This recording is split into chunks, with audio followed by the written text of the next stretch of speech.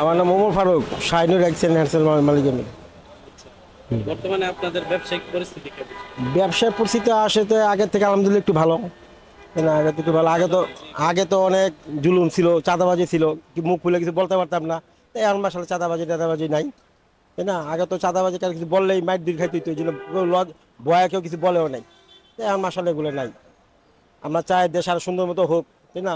সুন্দরভাবে পরিচালনা হোক, আমরা দোয়া করি। না, কোনো চাঁদাবাজি নেই, না না। পূর্বের তুলনায় ভালো? ভালো,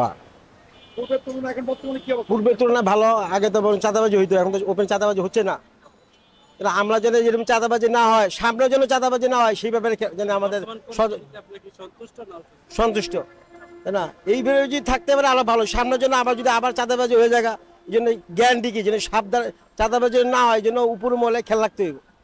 আজকে হইতেছে না, আবার যদি কাল আগামী দিন হয়, এই জন্য খেয়াল রাখা দরকার। বর্তমান পরিস্থিতি, আপনাদের ব্যবসায়িক পরিস্থিতি কেমন? ব্যবসায়িক পরিস্থিতি এখন ভালো আছে ইনশাল্লাহ। এখন আগে যে চাঁদাবাজি হইতো, জুলুম হইতো, এখন আমরা শান্তিতে আছি, এখন অনেক ভালো আছি। পূর্বের তুলনায় আমরা অনেক শান্তিতে আছি।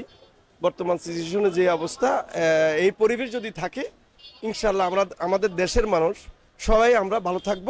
এবং আমরা ব্যবসায়ীরা চাই যে আমরা সবাই ঐক্যবদ্ধ হয়ে যে চাঁদাবাজির বিরুদ্ধে আমরা ঐক্যবদ্ধ হতে চাই, যেহেতু কেউ বাংলাদেশে চাঁদাবাজি না করতে পারে। আমরা সবাই যদি একতাবদ্ধ থাকি ইনশাআল্লাহ কেউ আমাদের থেকে চাঁদা নিতে পারবে না।